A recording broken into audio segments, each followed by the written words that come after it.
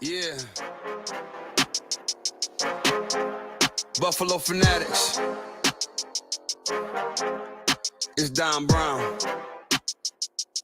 Yeah. I'm a fanatic, I'm a Buffalo fanatic. Play good, be humble. Number 17, the captain. I'm a Buffalo fanatic. I'm a Buffalo fanatic. I'm a Buffalo fanatic. Ay.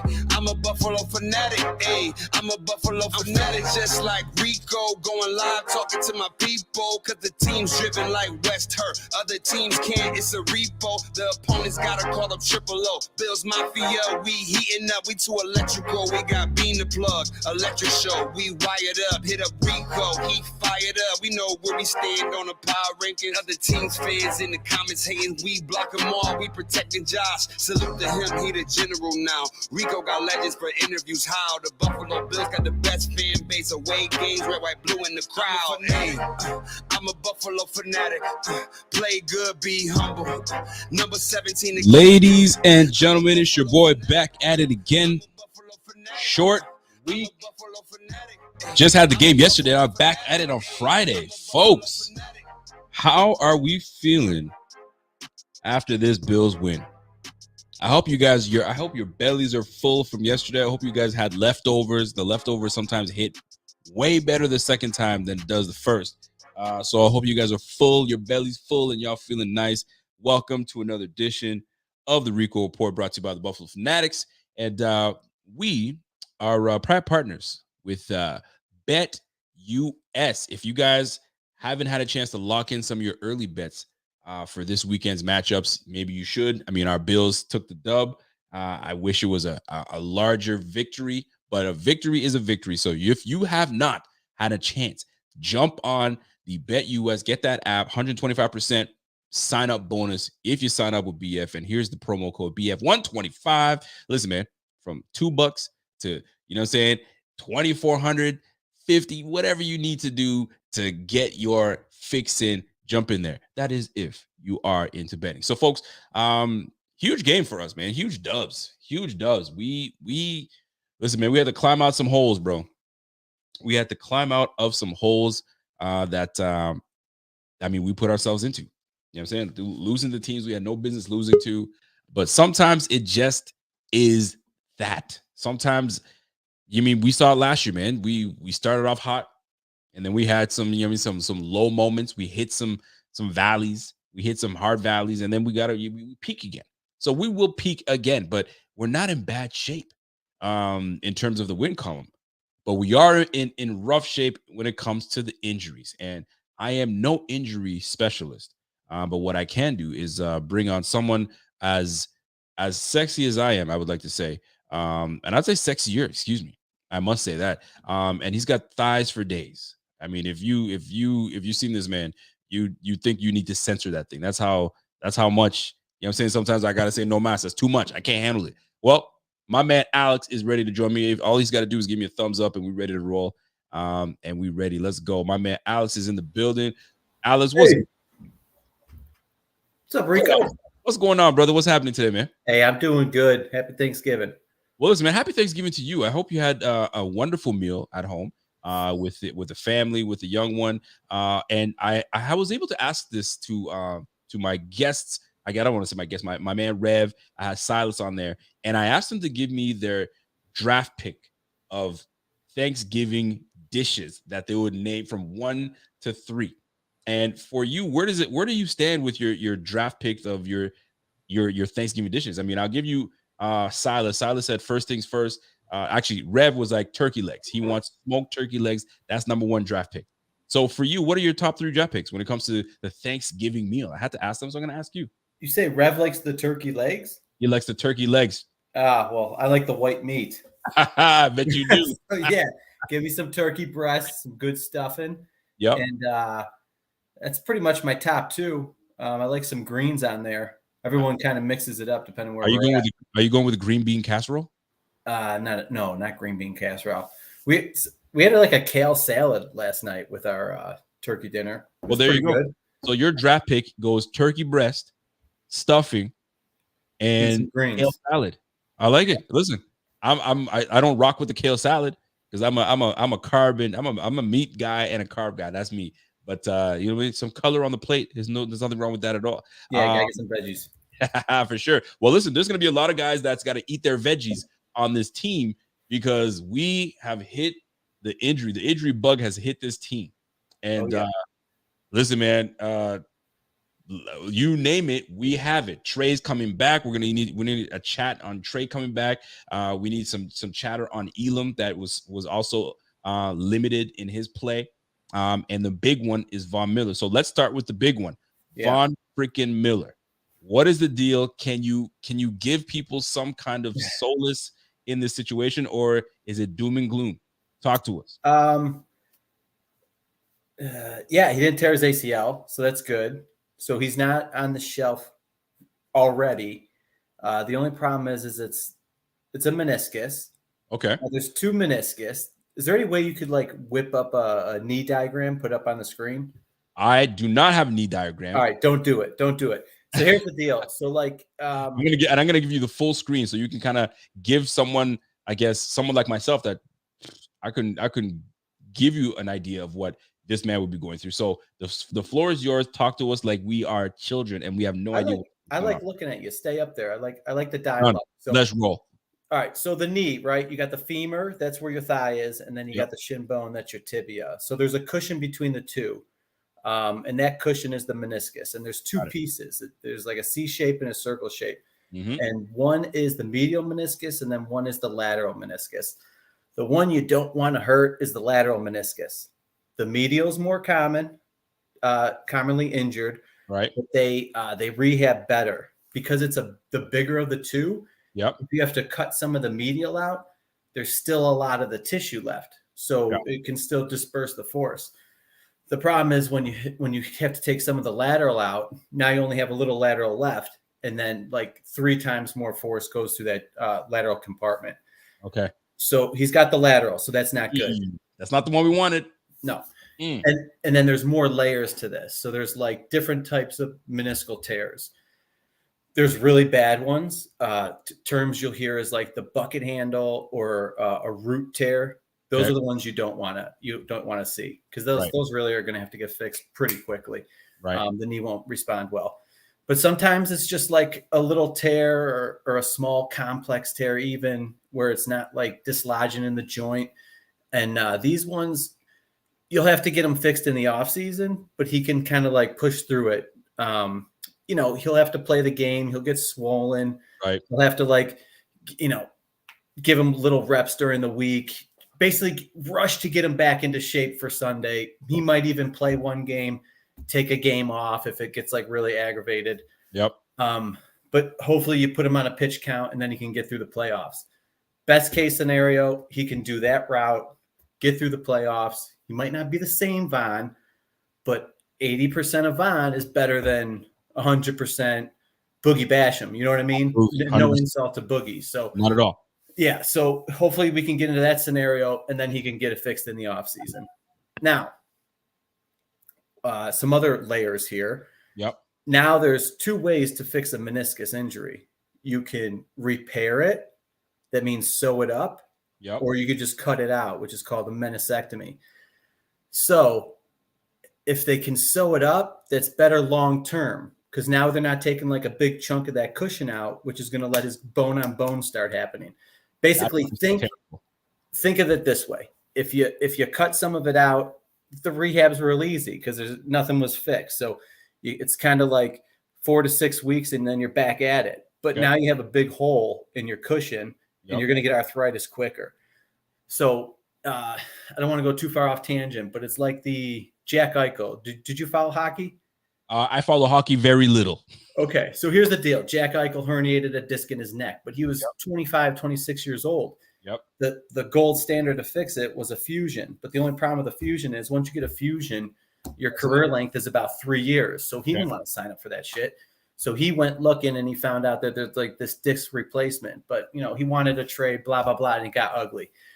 So if Von has to get it cut out, it's, we signed him to a 6-year deal. I didn't really think he was going to play till he was 39, but, that might he might have a year or two left. You know what I'm saying? Like Right. his knee's going to be banged up, and he's always Mhm. going to be dealing with swelling and then he'll get like, so arthritis is basically like cartilage wear. Right. So if you think of like your teeth and a mouth guard, the mouth guard is the meniscus, and then the enamel on your teeth is the cartilage on the bone.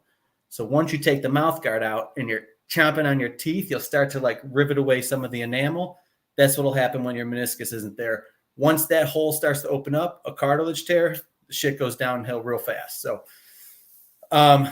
ideally he can get through the season and get a repair, but the rehab's 6 months. So Yikes. if it doesn't matter, he'll be good by August, September. That's okay. He's a veteran. Don't worry about if he misses camp. It's all good. If it's a real screwed up one, his tissue quality sucks and he's got to get it cleaned out, then he's got to get it cleaned out. And it's going to lap some years off his career.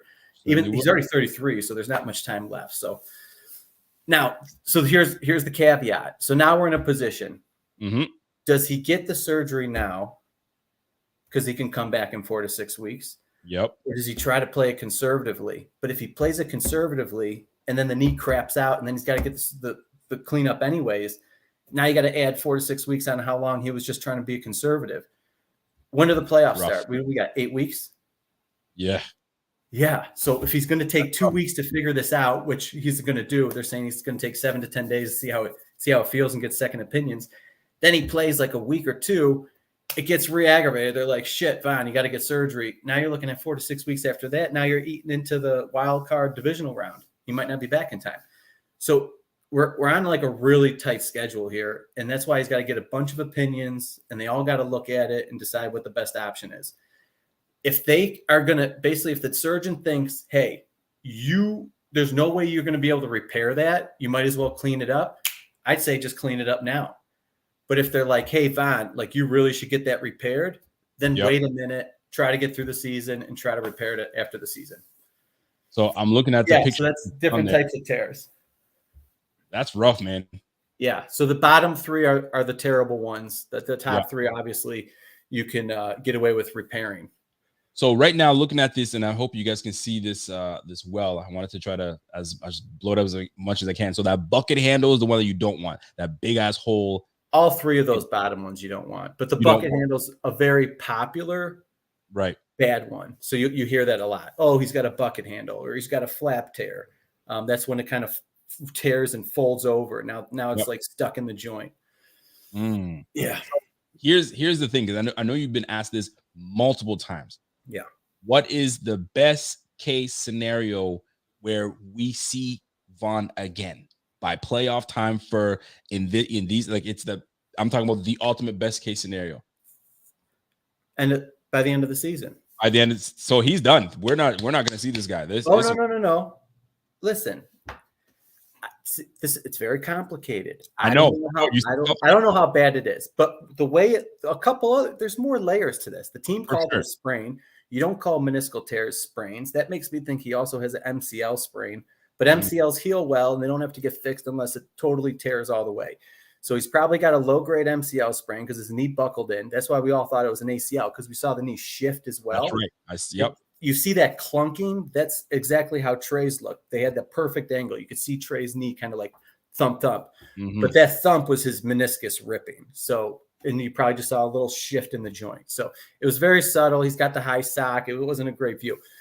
Moral of the story is he's probably got a little MCL sprain, but that's like nothing. Those kind of those heal on their own in 2 weeks if it's like a real low grade. So he's dealing with the tear, and then now it's a question of does he just get it fixed now?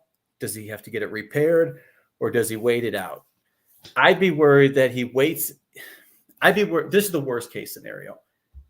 He's got to get it trimmed. He's got to get it trimmed up, right? It's never going to get repaired because he's 33. The tissue quality sucks, and it's like a nasty tear. They have to trim it anyways. He tries to go without getting it trimmed, and then it craps out like week 17, and then he's got to get the surgery right away, and then we lose him for the whole playoffs. Best case scenario is he can come back and get it repaired after the season. That means sew back up. It's a longer recovery, but it bodes well for the longevity of his career. That makes sense, right? Listen, I get it, man.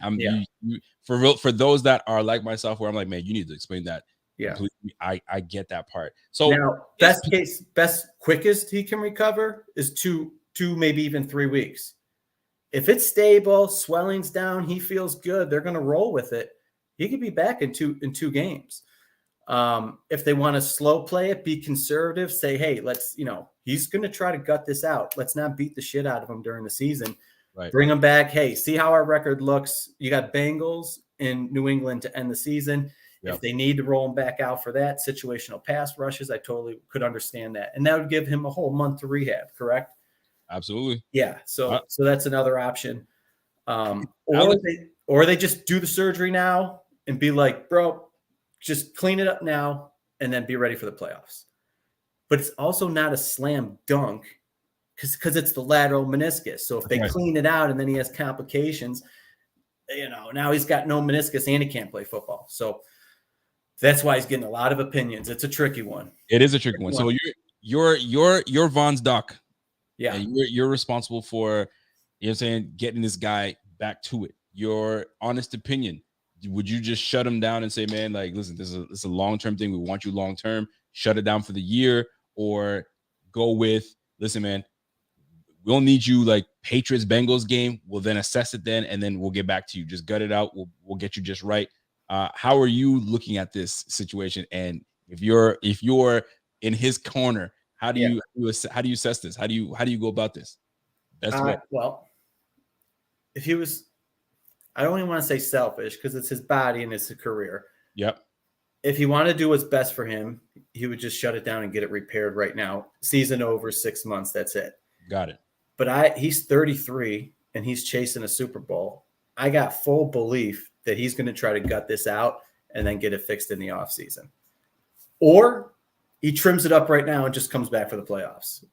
I like that. I don't think he's going to shut it down for Rip. But Rico, that's why they're getting other opinions. Because if it's one of those tears where they're like, dude, this is not going to get better and you got to fix it now and a repair is a good option, then that'll happen. I think he's going to push to play. I don't think this is a guy who's like, you know what? Let's try again next year. He's just too late in his career. If he was 25 still for, on his rookie contract, hell yeah. But it's a different story right now. It is. I got last question for me, because this is a crucial one for me, because this injury, it for certain positions, it may be worse for maybe a corner, or worse for a lineman. The way that this injury for a pass rusher like himself, where he's got to really dip and get low, how much would it affect? Would it be more? Does it affect a cornerback more so with the movements that a cornerback does, or is it the worst thing for a lineman when you have this type of injury? Yeah. So let's go like best position to worst position to get this. Sure. I would say offensive lineman would be best. Maybe pocket passing quarterback would be second. Any offensive skill positions would be because they make the cuts. They're not reacting to the cuts. I think DBs would be towards the worst case scenario, minus safeties. Safeties are probably pretty good. He's like middle of the pack. You know what I mean? Okay. And you can always listen if he's like having trouble off of one side of the edge or the other, be like, whatever, just run him off the left side. That's fine. Give him 20% of the snap counts, mostly pass rush situations, and see how far he can run it with his knee. I like it, man. Listen, man, Alex, you listen, we are lucky. We are lucky to have the brains and the sexiness on this BF squad, man. You come in, you bring it, and you give us a good idea of what we're anticipating and what we're going to see. Yeah. Let's get into Trey White. Trey White was on a pitch count. I think they gave him 15 plays, give or take. How do we feel about this? Were you expecting this kind of pitch count situation? Were you expecting him to just play the whole time, knowing that he's been ready to go? I guess it was just they felt and they deemed he wasn't ready, but they put him on a pitch count. How do you feel about this pitch count that they put Trey White on? Yeah. When he came back, I didn't think it was going to be that I didn't think it was going to look like that for a pitch count. Like do 2 series and you're done. Right. You know what I mean? That's actually kind of dangerous with the depth on the team. I thought they would do just like what they've been doing with like Benford and Elam, where it's like, in it 2 series on, 1 series off, or 2 and 2 and 2. I thought he would do that throughout the game because that doesn't show much for like endurance. You know what I mean? But, we love Trey, but we know Trey's got some mental to his package. And Absolutely. I think he wanted to play that game in particular because it was the Thanksgiving game and it was the 1-year anniversary. Right. But I think maybe, I'm just guessing, maybe he doesn't like the idea of the slit turf and he still wasn't really kind of ready, but he just wanted to do that for him because it meant a lot. That's what I felt. And he was probably like, I'm going to do 2. I would hate to hear the fallout that he said he's ready to go and then he just pulled himself out of the game. Because I'm sure that would piss off the coaches, but I can't imagine he pulled that. You know what I mean? I think McDermott was very much on a pitch count. He was even on a pitch count for Kyer Elam as well. So they're really taking their time with these guys coming back from these significant injuries. But it was good to see 27 back on the field, and hopefully we get a bit more of a pitch count next game, and maybe he plays the whole game. We'll find out because it's a big one. We're going to get the Patriots this Thursday. So we will see how that plays out. Last one for me, man. Dion Dawkins, our starting tackle. We saw the knee kind of, it was the ankle. It looked like it was a high ankle. So talk to us about that with our starting left tackle, man, the guy that protects the blind side of our Josh Allen. Talk to us. Yeah. All right. Good news.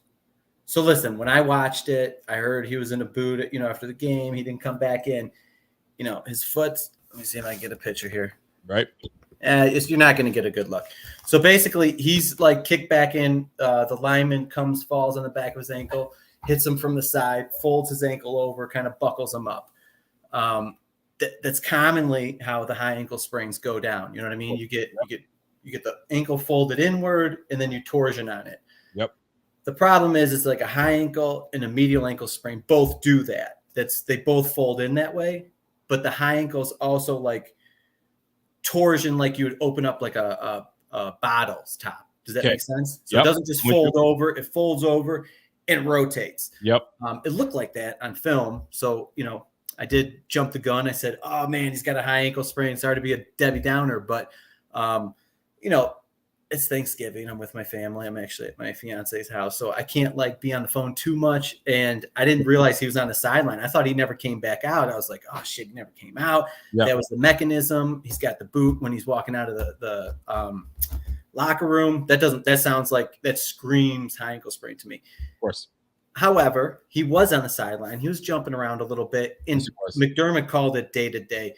That pretty much, to me, nails it's just a medial ankle sprain, which is good. So tape that bad boy up, and we might see him back in next week. Yeah. Hopefully. 1 week is a close call. 2 weeks, definitely very believable. Okay, but you know what? It's very complicated, those medial to high ankle sprains, because we all thought Ed Oliver had a medial ankle sprain because his folded over, but he was like turning back, so I guess it did torsion.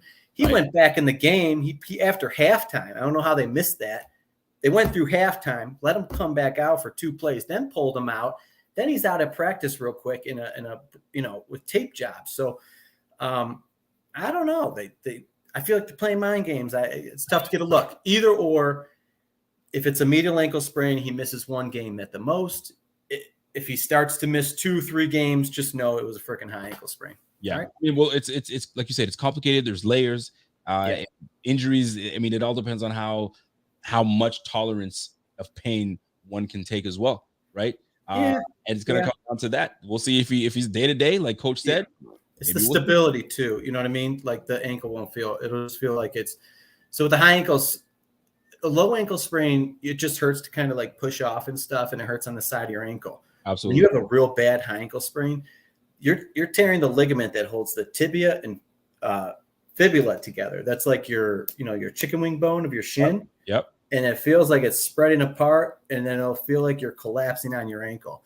It is not a good injury. That's why it takes a long time. It does. And these guys are heavy, so imagine if you can't hold these two together, your two the 2 bones in your shin are pulling apart, and you're collapsing on it. It's not good. It's never fun. I've had that injury, and it's not cool. Yeah, high ankles suck. And then Groot's coming off of that now. He's missed 3 games, so he's got a month rest. Yep. Ed Oliver missed 3 games for a high ankle. Kumaro missed 3 games for a high ankle. Obviously, Ed Oliver's back full action. Kumro re-injured his. They're very tricky. You know what I mean? So I'm sure they want to take their time with Groot. It's been a month. Let's see if he gets back into practice this week. It would be great to see him come back, especially with Von out. And then no one really knows what's going on with Epinesa. He didn't really show much on film that he got hurt. And then he had 2 mysterious foot and ankle injuries last year that he got hurt in practice and then missed the game. He must have some chronic condition in there. He might be something like a cartilage. And if he plants on it wrong, it gets swollen or something. So I don't know. Well, all I know is Epinesa's Allen. Groot, I think, is a stretch to get him back. Von Miller's out. So now we're down to what? Boogie Basham and what's Mike Love. We're going to go Boogie Basham, Mike Love. We're really Shaq Lawson right now. Shaq Lawson, man. Now, getting into the depth. Could they move Ed Oliver outside? They might have. We did it last year. I know. A lot of times it's good content for you, Rico. We pulled the clips from that Jets game when he had that awesome pass rush. I'll tell you, man. We'll see how it plays out, man. McDermott and this crew, they've got some things to shuffle around. The great thing about it is we've got good depth on this team, and this depth that we have is solid depth, especially on the defensive front. So we'll see what McDermott decides to do. But man, you came in and you pretty much broke it down for us, man. Listen, I'm going to take a line from my friend Z-Bot. Listen, we're always so much better. We're so much smarter when you come on the show and you educate us on what these injuries entail and how this is going to affect us going forward. So, Alex, my man, you are the man. I appreciate you always. Happy to help. Absolutely, man. What was the last part you just said there? I love doing this. I followed you guys back in the day. I'm one of the original followers. Absolutely, man. You got the passion for it. I reached out to Bobby one day. I was like, hey, you got some bad medical information up there. And he's like, oh, you want to help us? And then here we are. Been with you ever since. I love it, man. Hey, listen, and we very much appreciate it. And the beautiful thing about it is we're going to get off the injury talk, and I'm going to have you for a couple more minutes because I want your thoughts on this. This win that we just gutted out this win. Injuries aside, man, are you encouraged by what this team has gone through the last 5 days? Or are you still do you have some trepidation? Are you still concerned about what you've seen from these Bills? There's definitely chinks in the armor, but we're loaded with abilities to make excuses right now. But you're right, a win's a win. And to be honest, listen, last year there was way too many blowouts. And then the team got in a rut. I like the adversity. I'm all about it. I think it builds character. Iron sharpens iron, and you'll be more battle tested for the playoffs for sure. So as long as we're not losing too much more talent with injuries that they aren't coming back. I mean, because you can't really if you lose too much talent, we're screwed. But you know that. I like the adversity. I like that they're learning how to dig stuff out because you're not going to blow many teams out in the playoffs. And I think this is just great learning curve for the team. I think it's great, man. I think that we needed. I mean, I didn't and this is the best way I can explain it. The Browns game, it was one of those games where we had it in full in control, and we allowed them to make it a game. We allowed them to come back in this one. They gave us a fight, but we solidified. We had to come back and take it and make sure that we solidified it. So it was a good win to have. Too close for my liking, but you know what? This is the NFL, and like you said, adversity gets this team stronger and better and closer. So hopefully that's the case that goes forward. So my big bone to pick with pick your bone, bro. It's everyone wants to look at the big picture. That's great for stats and MVP stuff, but this is a week to week league. I mean, you got to look at what a team's done the past 2 weeks. They could be a totally different team than the start of the year. That's what we're dealing with. We're obviously not as good as we were earlier in the year. And we're running into a Lions team who's red hot, who had their shit together. You know what I mean? So now you got a much more even matchup than it would have been on paper at the start of the year. So I'm not surprised it was close. I'm glad they dug it out. They had some big plays. Josh Allen's still evolving as a human. So absolutely, it was good for him. And this Lions team, I mean, people want to talk about the Lions, and they have a sense of and some people want to I mean, that's what they thought of the Bills, right? Oh, we're playing the Bills, man. We're going to walk right through these guys. These guys are terrible. That used to be the case. Now that we've really come along these days, now it's shit, we are playing the Bills. We got to go at it. These Detroit Lions, they took it to the Philadelphia Eagles the first week. Yeah. The Eagles won that game 38-35, right? Then I think Lions only put up one stinker. I think that was the New England game. They might not have had that Saint Brown guy playing that game. That's right. He was out for a little while. So 100%. They put two stinkers up. They put one against the Patriots where they lost that one 29-0. Then they went the next week and put up 6 points. But for the most part, man, they've done really, really well. The Vikings, they fought to the Vikings right to the end. The Seahawks, they fought with the Seahawks right to the end, 48-45. They've stayed in every single game going forward. So kudos to the Lions, man. They pushed us. They got something special over there. So it's nice to see that this team goes through the adversity. We won it. Now we have some time to kind of chill and get some practice in, and then we go from there, man. So, Alex, you're the man. I appreciate you always, and we'll try to get you back on and talk less injury and more football next time. I'd love to get your thoughts more on the football game, but we'll definitely do this next week. That's for damn sure. Go Bills, baby. Go Bills. That's my guy, Good Alex. Rico. Give him I'll whip the thigh out next week. I'm wearing pants right now. You know what? That's fine. We'll take it. Right. We'll take it. I know you hate it. All right, man. Talk to you soon.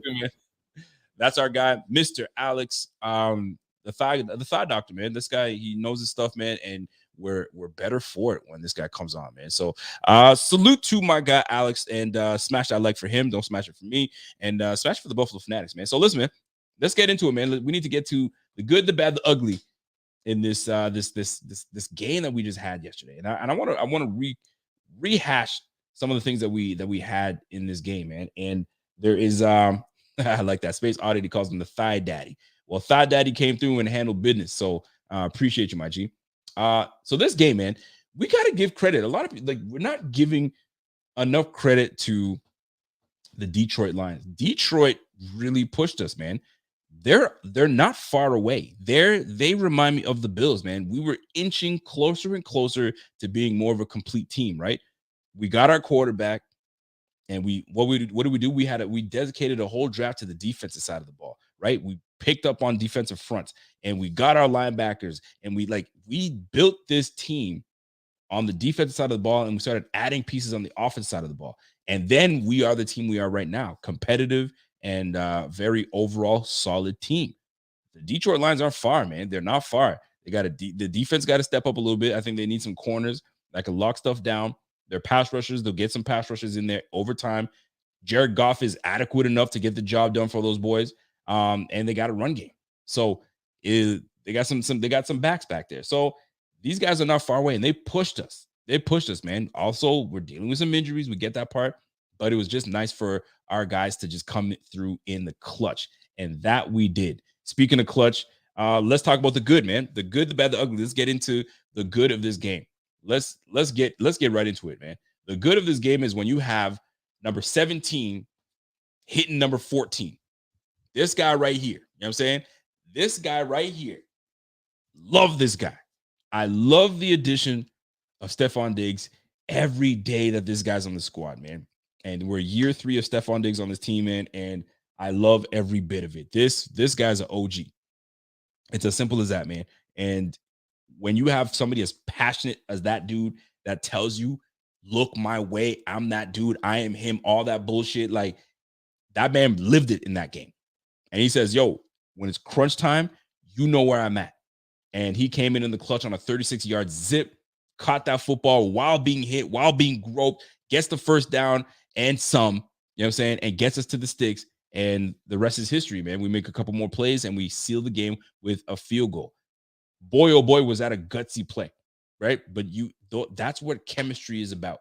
When you have a guy that you know what he's doing, you know how he breaks, you know everything about him, and that happens, it is so nice to see. It is so nice to have an elite receiver on this team. It makes all the difference. Like my man Jay Sartori just said, man, 17 plus 14 equals 4 TDs at a dub. Let's take it. Let's go, man. And I love every bit of it. So salute to Josh Allen. Salute to freaking Stephon Diggs, man. And what a player that man is. That boy is just a dog. That boy is a dog. Now, let's get to the good. The good, and as much as I don't want to shit on Ken Dorsey, because he had some moments where I'm like, man, Ken, what are you doing? But when it counted the most, Ken dialed up the plays that got us that dub. You got to give it to him, man. He looked into his bag and was like, what's the best play that I can call right now that's going to put my team in position? And he made that call. Josh Allen made the right read, and the rest is history. So salute to Ken Dorsey for, drawing up the best play possible to get us in position to win. And he did that. Do I have some reservations on some of the play calls he had that game? Absolutely. But he dialed up what we needed. He dialed up what we needed, and we got it done. Josh Allen. Josh Allen, although shaky in this game, you know what I'm saying? He had some moments where, the ball's a little behind or inaccurate. Some say he's still dealing with the elbow injury, and that he could still be. Who knows? But the fact of the matter is this, man. He had to dig deep, knowing what he's been going through. And he had to use his legs.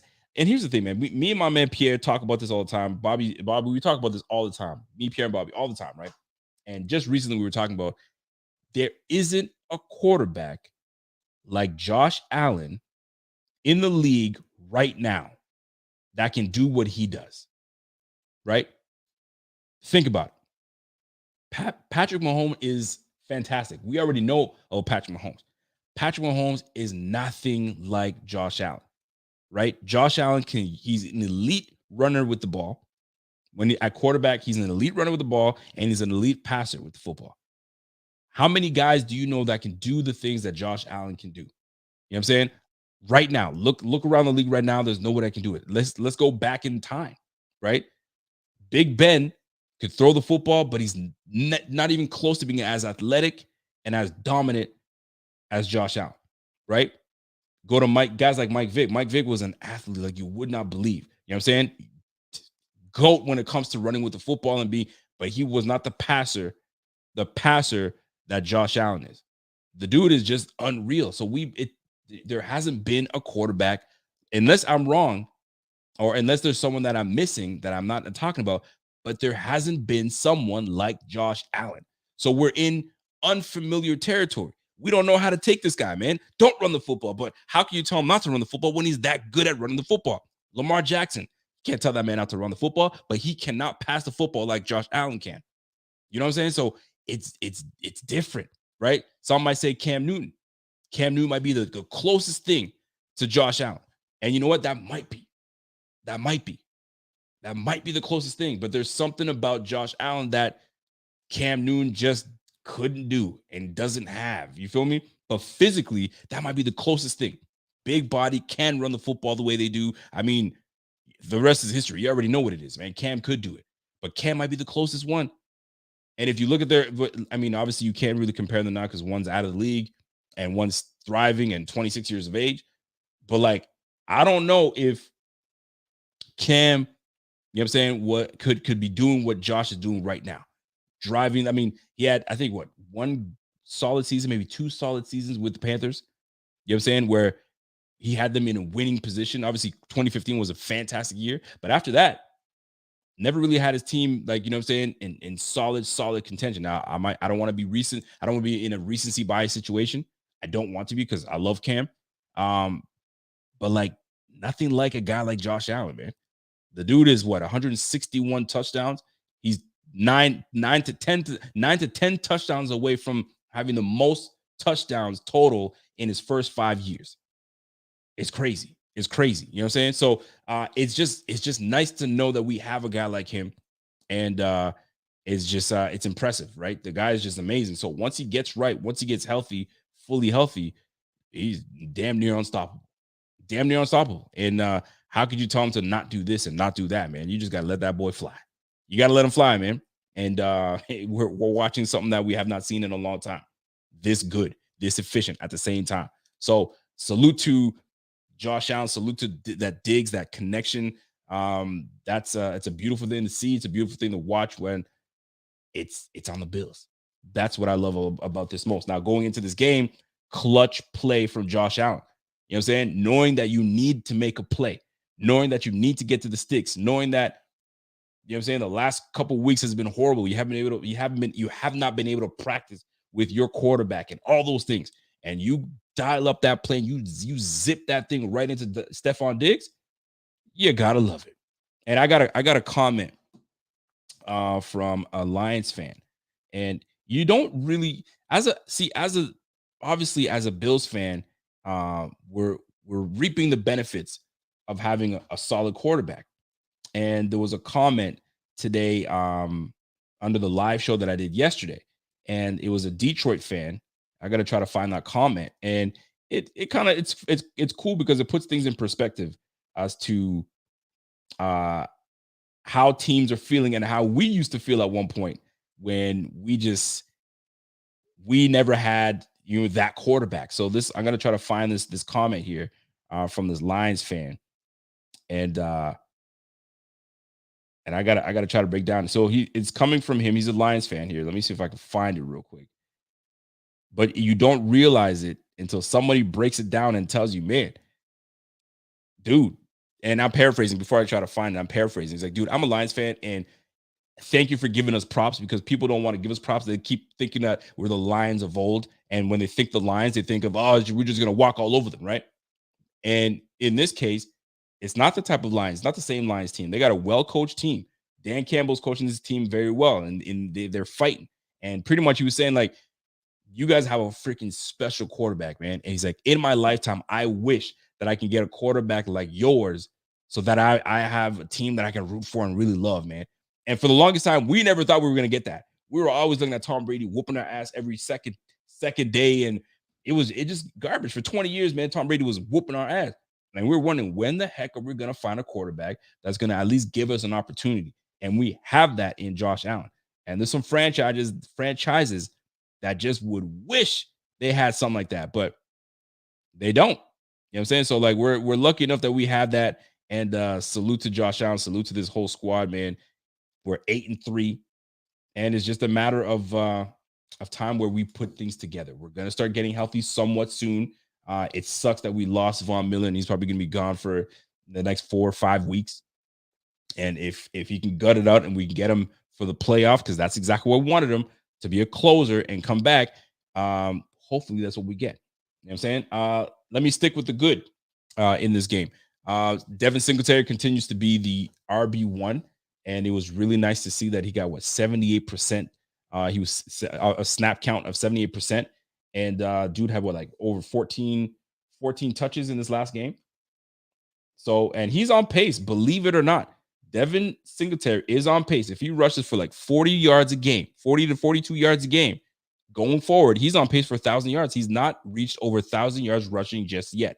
So, believe it or not, he's on pace to get to 1,000 yards rushing. So, salute to my man, Devin Singletary. You can't even hate. There's no way you can hate on this man. The guy keeps his mouth shut, puts his head down, and gets the job done. And it's not like he can't run between the tackles. He's doing it all, man. At 5'7", 210 pounds, give or take, not even 205. And he's doing it. Solid dude, man. I just want to kind of see what the statistics look like for my man, Devin Singletary. So Devin Singletary right now is sitting at 552 yards rushing right now, if I'm looking at this correctly. Yep, he's sitting at 552 yards rushing. So listen, man, we're getting there. And all-purpose yards, he's at almost 700 yards all-purpose. So 550 for yards rushing right now. And how many? He's like our third leading receiver. Fourth leading receiver, he's got 226 yards receiving. So my man, all-purpose yards, he can get to 1,000 yards. Excuse me, I wanted to rephrase that. All-purpose yards, 1,000 yards. I'd love to see him rush for 1,000 yards, but hey, man, he's got to have some big games going forward to get that. But we're there, man. It's nice to see Devin do his thing. Obviously, Stephon Diggs is doing his thing. He's got 1,100 yards right now. And our leading tackler is Damar Hamlin. So some guys are stepping their game up. And it's lovely to see. It's lovely to see. Now, I don't want to sit here and tell you all the good. If there's something that I'm missing about what good we have, jump in there. Here's another thing that's good. With the injuries that we've had to the O-line, Mitch Morse out. Deion Dawkins gets hurt. We're mixing up the line. You got to give the line credit for holding their water, because on that last play, if you saw it, man, Josh Allen had the time. They gave that man time. That man you stepped up in the pocket, had the time, surveyed the field, and and struck a beautiful pass to Stephon Diggs. If you don't have the time with Mitch Morse out, Deion Dawkins out, you got David Questenberry, you got Ryan Bates out of position right now playing center, and you've got Gregory Van Roten. You had the heart in the game. Listen, man, we had a mixed match of linemen on that line. And the fact that they gave enough time for Josh Allen to make that play and win that game, kudos to the O-line for holding it down, even with some big time injuries. So shout out to them on this squad. If I'm missing something on the good, keep it coming to me. Let me know, and we'll go from there, man. But right now, this is what it is, man. That's another one. Here's another good, man. Bills run D still held the Lions to 100 yards rushing. We had what? How many yards did they have rushing? They had like 80, 98, 97 yards rushing. So once again, this defensive front stepped up again. They stepped up against the Cleveland Browns with arguably the best running back in the game, and then follow it up by by putting the clamps on the run against on the Lions, right? Jamal Williams leads the league in 13 touchdowns. So they got some guys. They're potent enough to get in the end zone, and which they did, but we kept them under wraps, under 100 yards. We are averaging what, 106 yards against the run, and we had these guys under that. So kudos to the run defense. Once again, they stepped their game up and did what they needed to do, and we got the W. Like I said, man, nobody's going to give a damn how we got this win. Fact is, we got the win. We lost some soldiers in this game. We did lose some soldiers, and but listen, the win is what matters at the end of the day. Our offense is relatively healthy, other than Dawkins going down, and Mitch Morse might be back next week. You never know. We'll see how that plays out. But we got a big game coming up ahead with the Patriots, and the Patriots look pretty damn good against the Vikings, but the Vikings pulled off that victory. So AD says, yo, what kind of clown goes into another team's stream? It's all good, man. These guys are welcome. Y'all are all welcome to the stream, brother. Y'all are all welcome. So kudos to this Bills team. They're resilient. They came through, put some plays together, and finished off the game with a W. That's what matters, man. Coach was thrilled. They got their victory Friday. Everybody got to go home and hang out, and that was great for the team, man. Soul Man, what's up, Soul Man? Soul Man comes in, says the good Bills can win without Allen having a great game. We're a team, and we're a team, and have the help. We have to help him. We have to help him when he struggles, and that's exactly what we did, man. There's going to be moments where Josh Allen has a god awful game. There is going to be, but listen, man, it is what it is, man. You got to make it work. You got to do what you got to do. That's where everybody comes in. Now, let's go to the bad. The bad. Let's put it this way, man. The bad. We allowed no stress, no shade on Detroit, but we allowed these guys to kind of convert on those fourth downs, man. Fourth down, they went 4 for 3 on fourth down. You know what I'm saying? On fourth down conversions where we could have, got to stop, because the last 2 weeks we got stops, man. Minnesota game on the freaking 1 yard line. Stop. Kirk Cousins tried to put it in there. We stopped that. Against the Browns, 4th and inches, 4th and 1. Twice they went for it. We put the clamps on them. You know what I'm saying? So it's not like we can't do it. It's favorable to the other team, but we were able to, put the clamps on those guys. And we let Detroit go 3 for 3 on fourth down. So we gotta clean that up a little bit. Get these guys in long, third and long, so we get these boys off the field, right? But hey, listen, man, this is a game of analytics sometimes, and they tell you that you got to go for it on 4th and 1 on your own 33, which is bold. Detroit Lions did that on 33, going for it, and they converted. So we got to get these guys off the field sooner. But listen, you're not going to win them all. We're not going to win them all. So that stood out to me in terms of things that we can clean up. Something else that was bad in this game that stood out to me. I'm still seeing some play call challenges that I'm not a fan of. Ken Dorsey, and we could be hard on Ken Dorsey, but this is no excuse whatsoever. You got to give it to him. It's his first year officially the new guy calling plays. First 6 weeks, we were fantastic. We were praising him and all that stuff, and he still should be praised, right? But there are moments where you're like, man, we're looking too predictable. I can see that play coming along. I can see that thing coming from a mile away. Oh, it's a run pass option on 3rd and whatever. I knew that was coming. You know what I'm saying? There's a lot of things that looking quite predictable. So if we can, get a little more creative, I suppose, or keep these guys off balance, it'd be great. But too many times did I know that play was coming. I knew that play was coming. My man Antonio Dingo says, yo, damn, that Rico don't waste no time. Everything is bad. Nah, not everything's bad, man. Not everything's bad, but there's some good, there's some bad, and some ugly. You can't tell me in this game everything was good. You can't tell me that.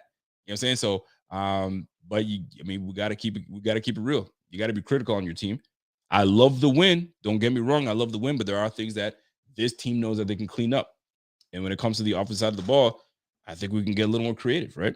I think we can get a little more creative. But for nonetheless, man, we dug it out. We got the win, and that's what matters. When it comes to more bad play, defensively, we were missing some guys, man.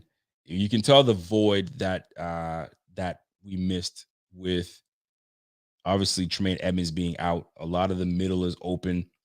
Amon-Ra St. Brown went for 9 for 122, and that's everywhere, man. He was on, like, listen, it was either he was getting the ball on the outside or he was torching us on a slant or a comeback or whatever the case is. So Edmonds being away does affect this defense. So I would have loved to see a lot more, you know what I'm saying, team togetherness and trying to compensate for his loss, but we allowed some big chunk plays. But that's going to happen. This is the NFL, man. They're going to look for your weaknesses and they're going to exploit them, and that's exactly what we did. So hopefully with the return of Tremaine Edmonds, hopefully next week against the Patriots, which is going to be a tough one, we get to minimize those big plays in the middle. What else stood out to me as something that was like, oh man, that's bad. Not too much, man. It's just one of those games where this was higher scoring than we would have liked the other team to score on us, straight up. You know what I'm saying? It was just one of those hard times, but it is what it is. If you go to ugly, if I'm going to go to ugly, the ugly was, and I hate to do it to the brother, man, but Dane Jackson is having a rough couple games.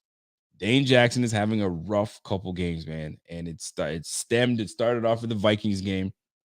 I mean, we got our asses beat in that Vikings game. Then you come in and last week, just Amari Cooper just took you to town. And then this week it didn't stop. Amon-Ra St. Brown was just on your ass. You feel me? So it's tough, man. Like, I feel for the brother because he's learning. It's his first year starting. I know it's 3 years in the game, but his first year as a legitimate starter. But Dane Jackson, man, he's having a tough time.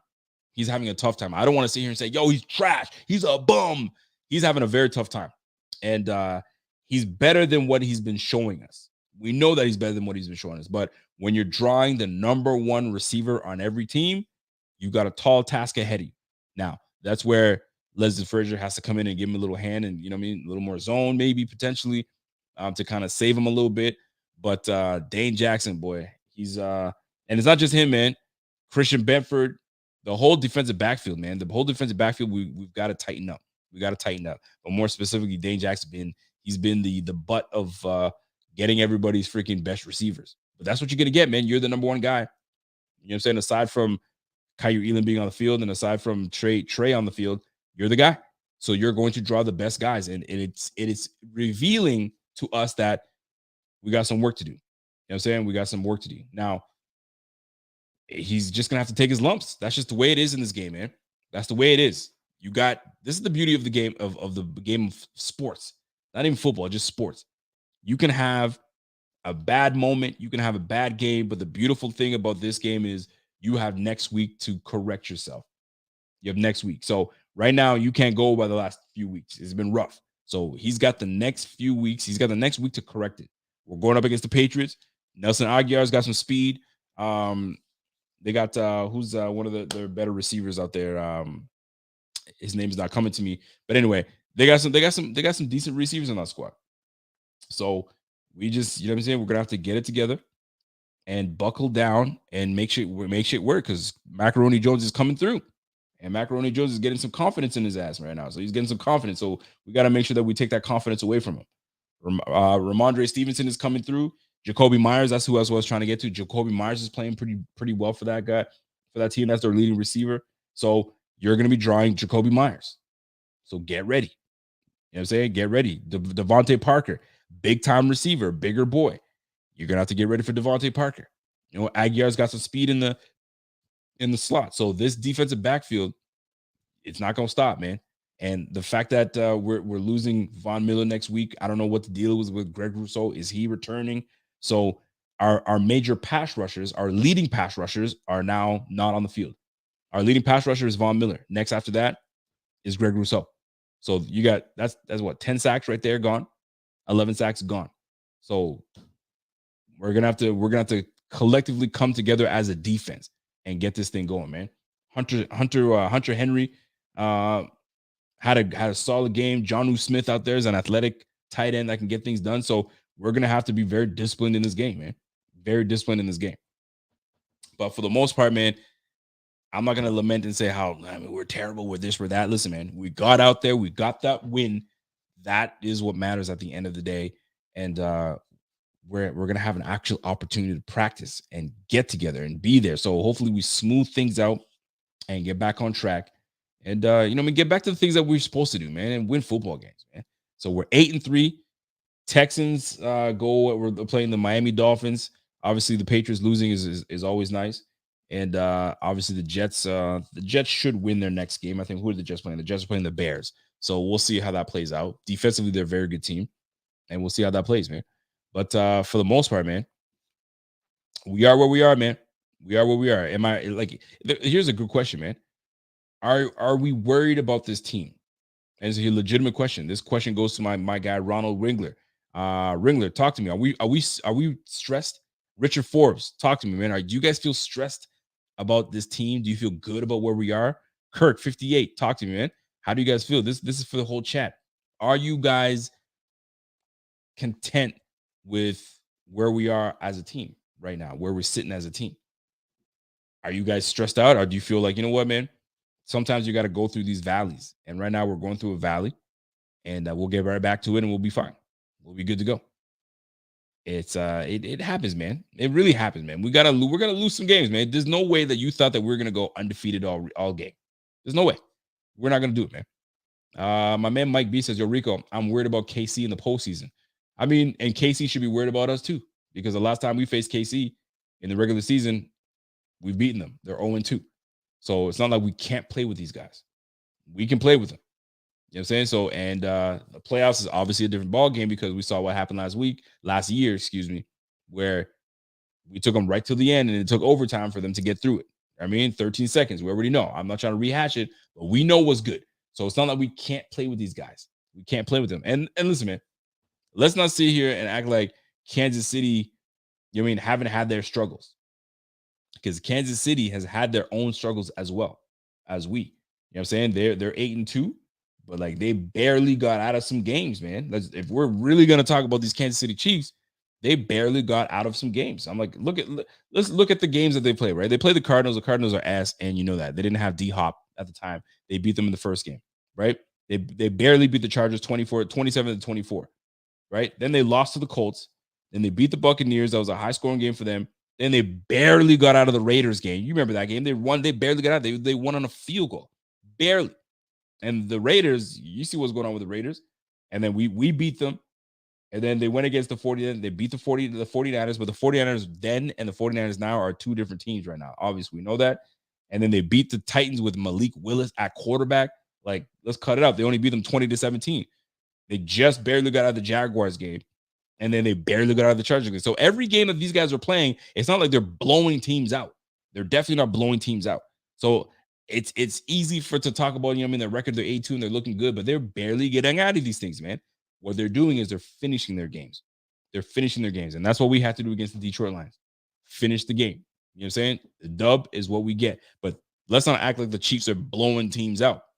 Like, they're not blowing any teams out, man. And right now they got the Rams, the Bengals, the Broncos, and Texans next. I mean, that schedule is not a tough schedule. So listen, we just got to get to the playoffs. What we need to do is get to the playoffs. We need to get that number one spot, the number one seed, and then we can go from there. But one game at a time. One game at a time. You know what I'm saying? We took some losses, and the losses that we took, we know why we lost those games. So it's not like we got blown out, because we didn't.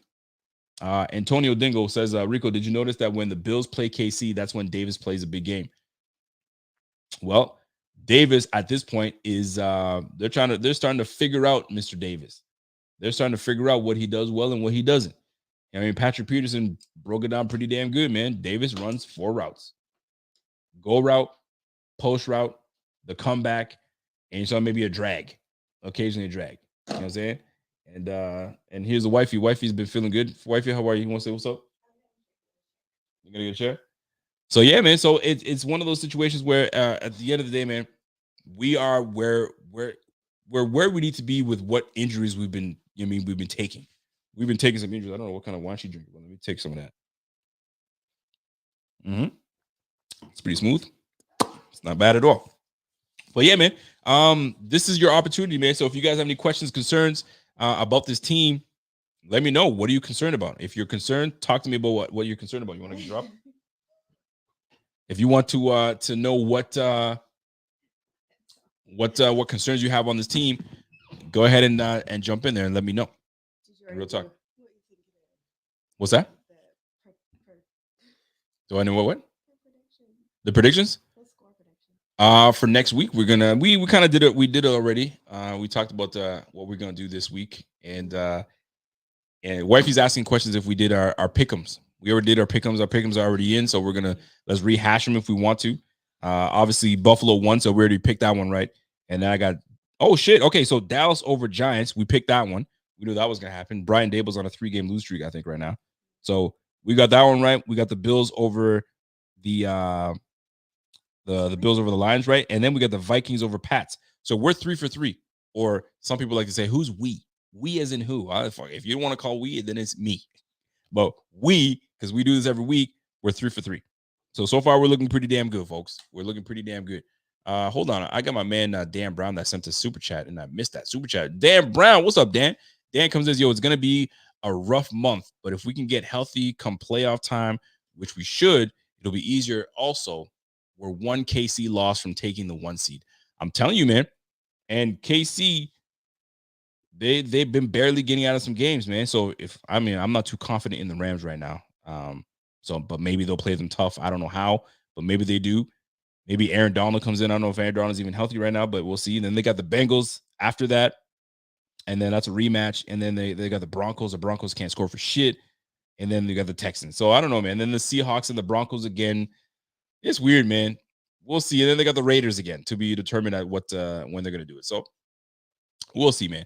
But we're not far, man. We are not far. We just got to keep digging in.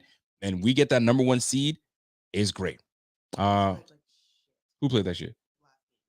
I feel like everybody played that shit.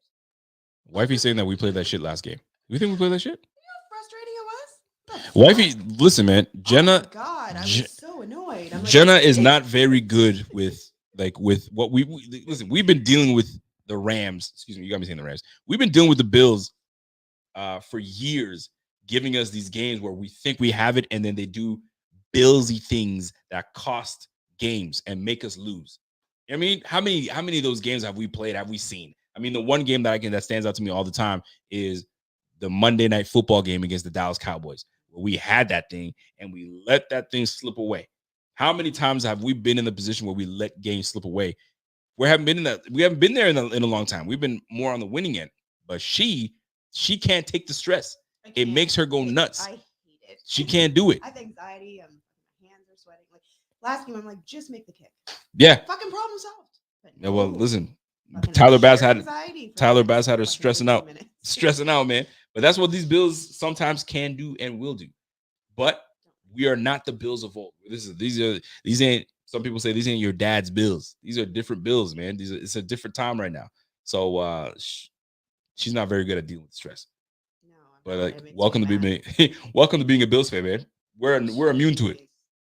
We're immune to it. That game was not. That was none of that was necessary. You were tackling for shit. CR says he's with you. He said, "Yo, I get stressed out too, man." Yes. I'm like, what? I'm just so seasoned now. Now I'm just like, yo, just get the fucking game done. I can't. I'm like, no. It makes me mad. Carl told me, says, "Oh, I need to have a second mic for Jenna." You know what's funny? I do have a second mic. Let me see if it'll work. Hold on a second. I do have a second mic. I was thinking something totally. Doesn't matter. No, I'm not. No. That's not happening. No. I do have a second mic. I don't want one. I've never really had to like plug it in, but yo, they want to hear you though. No, I'm not gonna stay long. You got to speak up in the mic. I could sound so many. That's what she said. Yeah. She's very inappropriate. She was like, "I can sit on." What were we gonna say? That's not what I was gonna say. Maybe not. But you're right though. I should get another microphone. But I mean, how often does she come on to talk? So I got to bring the mic. Not since we had a baby. He runs my life. Yeah, well, that's another thing that's going on right now. And listen, if you're gonna talk, you have to speak in the microphone. Sorry. Speak in the microphone. So I have a question for What you. are the predictions? That's what I want to know. Predictions? Yeah, game predictions. What's the score? Hold on. Well, I mean, we're still. Don't forget, we still got Saturday, and then we got the Sunday games that are going on. But here's one thing I do want to talk about. Kudos to your American team that played the Brits today, the English, and you guys came out with a 0-0 game. That freaking American team is a good team, man. You guys have a freaking good squad. You guys took that team right to the end, man. So and the English team is a very good team. So kudos to you guys, man. Shout out to my man Mikey M. Mikey says, "Yo, Rico, happy belated birthday." Big shout out to wifey. I'm feeling like you made it. I'm feeling like you're making another baby. Heck no, brother. We're done with that. We said that already. Man, these Bills are gonna give us a heart attack all season. And this band lose big. Listen, man, you just gotta be conditioned enough. You gotta be conditioned enough. My man CR says that the U.S. men's team held their own. They held their own, man. You guys got a good team, man. Number 21, Tim Weah. That boy is nice, man. That boy can play, man. He's really nice. And that public number 10, not number 10 is nice, man. That boy hit that crossbar. That would have been a beautiful goal to put that team away, man. Hit the damn crossbar. Yeah. You guys came close, man. Came close. If you guys have any questions for wifey, this would be the time to ask her, because not a lot of times, sometimes you guys ask, "Yo, where's wifey at?" Well, here she is. So you guys have an opportunity to ask her questions, and she's ready to answer. Okay. Are you ready to answer? What it is. Yo, your makeup is popping right now. Well, this is natural. Maybe it's me. Look at you, huh? You came ready to talk to the people. Trying to get me pregnant. Nobody's trying to listen. You trying to get these boys all hot and heavy on the mic over here. Don't fall in my pajamas and sweatpants. My man said, "Yo, Lou says, yo, where the beautiful babies at?" Well, In bed. yeah, they're all asleep. Don't jinx it. Everybody's asleep right now. We have the baby monitor right now, so we're chilling. We are chilling. That child's awful. Somebody Saul said, "Yo, turn the heat up, bro." Yo, she said, "Does Rico snore?" Oh yeah. Like as soon as his head hits the pillow, like it's She's super annoying. She's so full of crap. Oh, I'm one of the no. quietest sleepers in this house, Oh my God. and she talking about me snores. She's so full of it. I'm No, like, you know what? I'm gonna tape it. I'm gonna tape. You're not gonna tape shit. And then people will know. The minute your head hits the pillow, it's like You're full of it. we're in the middle of a conversation and I hear snoring, and I'm like, wow. My man Kirk says, "Yo, turn the heat up, bro." Listen, you guys already know what I said about this house. This house is a house that if we don't need to turn the heat up, put a hoodie on. Dude, I have a hoodie. I'm freezing. Put a hoodie on. And right now the problem is she doesn't have socks on. So if she's got her socks on, we ain't got to worry about turning the heat up. The heat is just fine where it's at. That's where we're gonna keep it that way. No. My man Dan Brown, what's up, Danny? Danny says, "Yo, we gotta chop it up on the Modern Warfare. Let me know when you yo. Listen, I've been trying to jump on Modern Warfare with you, man. What do you stop tripping? If you guys, I don't know if you guys do Warzone and Modern Warfare 2 on the PlayStation, hit me up. My PSN is Big Wood, BIGGWOOD, Big Wood. Hit me up. This girl used to play. She don't play no more. I know. I play on the PlayStation 3. Girl, What please. happens when you give me babies? I don't have a life anymore. Yeah, she used to. That's what she I used used to to do. kill that shit. I used to be so good. Now I'm horrible. So if you guys have any questions for wifey, let her. These are the times that you can hit her up right now. My man N Chan says, "Yo, how do you deal with Rico through a game like yesterday?" I don't know how he deals with me. I'm more stressed to watch a game. He shouts and screams, and I'm like, please don't break things. But I sit there like full blown sweats, anxiety, like fuck. Like a game like what just passed. I hate those kind of games because I'm like, fuck, just like She doesn't do well with it. She does not do well close with it. calls. She's worse. Like, I am worse to watch Worse. it. I'm with. quiet. I scream and I'm fucking losing it. I don't know about you guys. You I'm stand not, up and pace around and get fucking angry, and I'm just. I don't know about you guys, man, but I'm not a sit down guy. No, I need walk to around. stand up and walk around it as I watch the game. I can't sit, and if I do sit, I sit for like 5 minutes, and I'm back up again. I'm usually more in a squat position watching the game. How do you guys? Are you guys a sit down viewer or are you a stand up viewer? Some people change, man. This one, she sits down and just stresses all day. Oh. She can't take it. She definitely can't take it. Let me see. I'm just kind of scrolling through. If you have any questions. Yo, why does everybody talk about baby making time? y'all need to stop that mess. Baby making time. Y'all tripping, Go man. get snipped. Not happening. I know, which is my point. Not happening. I'll get CR pregnant says, yo, next Jenna is a year. hardworking mom and dedicated Bills fan. Love it. Do you think Josh Allen's elbow is healing? They want to know if you think it's healing. Fuck. We did not come this far to go like that. I'll be pissed. Like, I hope that us having a son brings some kind of good luck for this year. And if he isn't well, I'm going to be pissed. You think so? Because, yeah, we got robbed last year. It's a tough game. Really fucking angry. People are still healing. Yeah, I know. I was like, I'm gonna be really mad. Johnny says, my wife and I sleep in other rooms because I snore.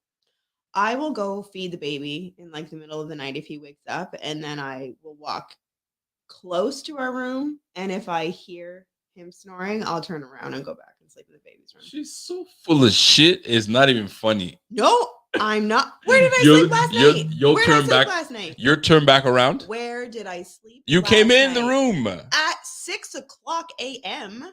Okay. Somebody said, yo. Somebody said, is the Wi-Fi? Who asked that question? Mark says, yo, is the Wi-Fi really bad? That bad, or is it Rico set up? Oh, I don't know, but we do have a new provider coming in. Yo, funny enough, we're getting rid of these people that are doing my internet, and we're getting a new provider. You guys heard me. Mm-hmm. You guys have seen me. When my shit is all choppy, I get mad vexed, and to the point where now we're just getting a new provider. So December 2nd, we get a new provider, and we don't gotta deal with the laggy and the nonsense. So Mark Cardenas, I appreciate that, man. Mm-hmm. They want to know what you're drinking. What kind of wine are you drinking tonight? Pinot Grigio, homemade Pinot Grigio. This girl goes from the neighbor. Yeah, the neighbor. Actually, our neighbors brought their homemade wine that they made at this other place that she's done before. It's delicious. She's all about it. Yeah. Wow. Now I'm getting hot. Sam H says, "Yo, cold house equals the best sleep." Minus the snoring. You know what though? The cold house does give you best sleep, but boy, is it ever hard to get up in the morning. Boy, it's hard to get up in the morning. I'll tell you, man. That's true. Mikey says, "Yo, hey, wifey, hold on a second. How many times a game you got to tell Rico, they don't hear you telling them to call all the plays, right?" Oh, always. Always. I know my wife yells at me and borderline kicks me out of the house because of my yelling. Fam, this is Woodley. This is what he does on the regular when the game is. It's like this. Yep. Oh my God, what the fuck? And like just loses it. And I'm sitting there like, please sit down. Please don't break things. Just okay. She's right. Okay, stop yelling. You're gonna wake the baby. Fuck. And then I'm walking up the stairs to get the child. She's 100% That's what happens correct. on a regular basis. And here's what I'll do too. I don't know if you guys do this, but I'll walk to the screen and say, "You see this?" When they're doing a replay, he should have did this, and this is what happened. And look at this guy, and I know this coming. I don't know how many you guys, but the plays are sometimes so predictable to me. And I said, "Oh my God, look, this slot right here is gonna go to this guy right here, and away it goes." And that's exactly what happens, right? And I'm like, "Oh my gosh!" But that's when you watch this team so damn much, you just tend to know what they're gonna do. You know what I'm saying? Jeff B says, "Yo, Rico, y'all might want to slow down with the wine. That's what make me." Actually, that was vodka. Yeah, I know the wine. She's pretty decent. Yo, Dan, don't just message me. Send me the invite, mother effer. Send me the invite. Say, yo, let's play. Don't just say, hey, what's up? Send me the invite. If you see me on there, send that invite. Let's jump on there, man. For PlayStation? Yeah, for PlayStation. Kirk wants to know who your favorite Buffalo Bill is. Diggs. Stephon Diggs. You know what? She likes Stephon Diggs not because of his skill set. She thinks that he's fine. He is fine. She just feels like Stephon Diggs is so fine. That's why she likes Stephon Diggs. Yeah. Ironically, that's the jersey I'm wearing right now. So yeah, that's her. He's a good time. Yeah. No, but other than that, like it's Allen. It should be everybody's. I used to like the Snowman.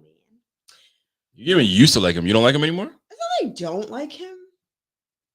So rank your top three. Your top three Bills players right now. Right now? Yeah, Stephon Diggs, Jordan Poyer, and Josh Allen. Oh, Jordan Poyer's on your list? I have a soft side for Jordan Poyer, but I wish that he stepped up a little bit less. We need a little bit more. But I also want him to be healthy. So I don't know. Okay, here's a question for you. Will Jordan Poyer re-sign with the team? Or do you think he'll go somewhere else? I hope he does. Do you think he'll go somewhere else? I hope we pay him. Is he worth it? I think that, yes, I think he's worth it. I think that if we don't, he's not going to stay. And I don't think I can blame him as to who he goes for. That's a good answer. I will be mad. Sam, by the way, can you guys hear Wifey talking, by the way? I hope you guys can. I'm trying to bring the mic as close as I can to her. Sam H says, I only play retro games. Anybody have a favorite arcade cabinet? I don't do arcade games, so I can't answer that for you, brother. Snake. I don't do the arcade. Space Oddity says, are you a Sabres fan? The only Sabres fan I am is from the game. yeah. The show. Yeah, you guys won't know what that is. But she is not a Sabres fan. And her dad would rebuke, like her dad would disown her if she became a Sabres fan. Yes. She is by association a Leafs fan. Oh, by birth. Yeah, by birth. My dad would. By birth, you're a Leafs fan. Disowned. 100%. Lou says, do you play God of War? No, I don't play God of War. I should buy it though. I don't really do the fantasy games, man. The fantasy games I used to do back in the day, but my palette for games has changed a little bit. I'm more of a, like an Uncharted. You know what I'm saying? I'm more of a. I'm gonna get the golf one soon, and I got my Call of Duty and I got my Madden. But those are the games I'm doing right now. FIFA, I'm about to get FIFA pretty soon too, because I got to jump in. I got that itch for soccer right now. That's gonna be your Christmas present. Sure thing, bud. So my man Terrence Bland says, yo, were you always a Bills fan or did Rico convert you? Listen, man. I was more of like a Peterson fan. But you didn't have a team. Like before we met, you didn't follow football though? I did a little bit. Like not NFL. I did, but it was like old school. It was like when Brady first came out from Bledsoe. Like I didn't play or watch enough to care. No, I was working a lot and then I didn't care. And then I kind of watched anything and I was like, I was more people fan. So that makes sense. Who was your person? You know who my person was. This girl was a Peterson fan. Yeah, Adrian Peterson was like this girl. It's all about like who's the good looking brothers, right? So Adrian Peterson was her dude. That's my guy. And the boy's nasty. You could play. But, she wouldn't know anything about that. He's just good looking. I knew about him. What do you mean? Don't be mad. Yeah. Okay. Let me see. I'm just going up one. I'm looking at questions. I would say Rams, and then it switched to Buffalo. No, seriously, but that was like years ago. She's a converted Bills fan, and for a long time. All in. For what it matters now. Mikey says, "Hey, wifey, how many times a game you got to tell Rico?" Oh no, okay, I read that one already. I read that one. 70. Let me see. Somebody said, "What's the scouting report on how to find a wife?" Come to Canada. It's not hard. We're out here. We're crazy. I don't know if you know what? I feel like a lot of Americans wouldn't be able to put up with the Canadian girls. We're fucking crazy. Come to Canada? That's your advice? Yeah. The guy's asking like the scouting report. Give him the scout. What is he looking for? Like what's Come to Canada. We'll fucking find you. I saw you and I was like shotgun having it. So our Canadian we will girls, approach you. all the girls approach you? Yeah, absolutely. I think so. We're not like I don't want this to come out the wrong way because it's not all American girls. Like I know like a lot of American girls are, but I find that American girls compared to Canadian girls are much more bougie. Like they have way like more higher expectations for things. Right. Where Canadian girls kind of like, I'm good. I got me. I'll get you too. But like, we're more outgoing. Outgoing? Yeah. Canadian we're girls way are cool. less like. I know enough guys that come through not like, fancy. I need myself a Canadian girl. Yeah. But like, we're pretty down to earth. I suppose. I mean, it depends. All depends. That's why I said it depends. I don't know. These females like that, Canadian or not, these females these days, you can't trust them all, man. These females are different. They're built different these days, man. They're acting too much for me sometimes when I see Excuse these me. You don't need to worry about them. Jay Sartori says, yo, I'm the same way as your wife because of the stress, man. I swear the Bills games are going to give me a heart attack. Yes. Like last game, I was like, hey, I can't even watch this. Like I had to get up and leave a few times and then come back and like, what happened? That's and what's up, man. Left, came back. My man, Soul Man. Yo, you sent me the request? All right, cool. Man, my man's name is Munchies. I got you, man. I got you. Kim Bet says, you need to record Rico and play it for us. I have before. It's on my, every time that there's a game, I have Instagram and I put, what did I put? I have no idea, but you gotta follow reactions with Rico. And it's him during the game, and it's fucking awesome. You guys have to like follow her on Instagram for you guys to pretty much get on my story. Get all her stories because that's where she pulls my bullshit because I do a lot of bullshit. That's for damn sure. Yeah, you do. Let me see what you got. Somebody says, "Yo, Rico, do you have an attitude? If what? If she records me? Nah, never. I think that's what you're trying to say, but I never have an attitude. I'm not the attitude type of guy. No, you're pretty legit. I'm pretty low key, man. Low key, no You're stress. all right. We good to go. We got a super chat from my man Killian. Killian says, Viva las Buffalo Fantastics. Says I really want Dorsey to be he's like, I really want Dorsey to be the one to unleash Allen's aerosol, but if it has been stale, predictable, and way too long to develop the plays, your thoughts on Dorsey? I like Dorsey, man. I really do like Dorsey. I think he's starting to. I wouldn't say people, like defenses are starting to figure out this offense, right? Film is out on what Dorsey likes to call. So now, on 3rd and long, these are the type of plays they like to run.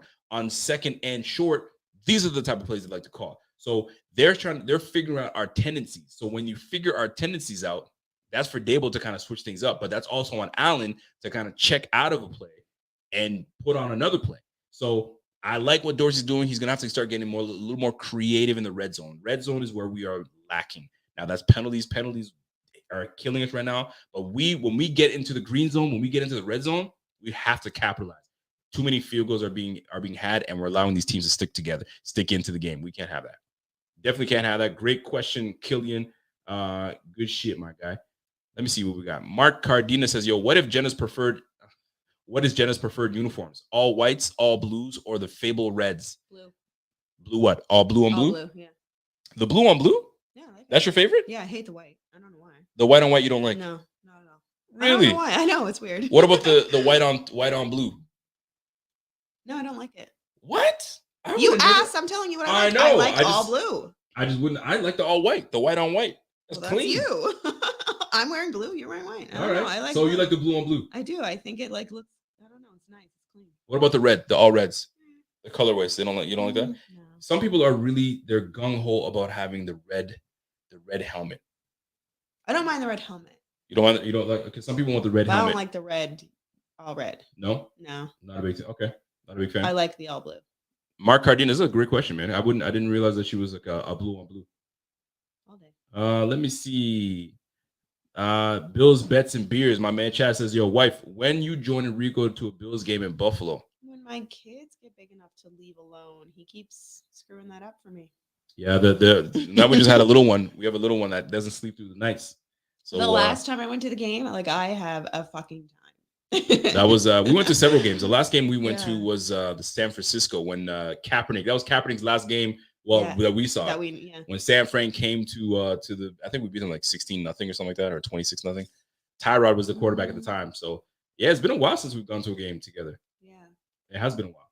I don't remember a lot of the game. Ronald Rigler, my man. Ronald said, Jenna deserves kudos for dispensing of that Cubs. Ronnie. I kept saying that. I'm like, stop wearing it. Listen, that hat during your Buffalo Bills that hat fits me really well. It does, and it has other meaning. Yeah, which they don't know about. And there's meaning to the hat, but like meaning to that. I'm not like die hard about the hat. I mean, would I have wished it was like a B on it to signify the Buffalo Bills, of course. But Ronnie hates that hat. But I'm gonna wear it anyway. When I wear it, I wear it just for Ronnie. Just for Ronnie. Scott Blakely says, I guess his favorite player is Matt Milano. He's handsome. Matt Milano's cute. Mikey says, so let's get wifey's take on the playoffs and Chip this year. What she thinks are our chances at this point. What are our chances of making the playoffs? If you play the way you did last game, not very high. I think you need to get your shit together. But if it's not compared to that and everybody's healthy, I think you guys have a pretty good chance. Lou wants you to read his comment. Rico, your wife is beautiful and you are not attractive. Oh, well, that's not nice. You're an idiot. Lou, I appreciate you, man. Lou, you're a good man. That's a fine compliment. Yeah. Very kind. I just hang on to her. I make her. She's the eye candy of the whole situation, man. Mm-hmm. She run things, huh? Obviously.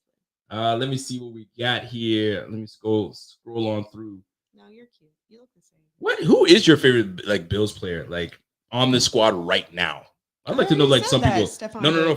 I'm talking about everybody else. Like for them to answer that question. Oh, my favorite is Tre'Davious White. So glad to see him back. I like Trey White. Trey White is cool. Right now for me, my favorite because it's always tough because I like all the players on the squad. Yeah. But I'm a Diggs guy, man. Stephon Diggs is my guy, and it's funny because ironically, the last player that I love so much on this team was obviously my man Stevie Johnson. Stevie Johnson is my all-time favorite Bill, and I love the running back position so damn much. You think I'll be like, yo, the next running back? Nah, man, it's been Stevie Johnson. Now it's Stephon Diggs.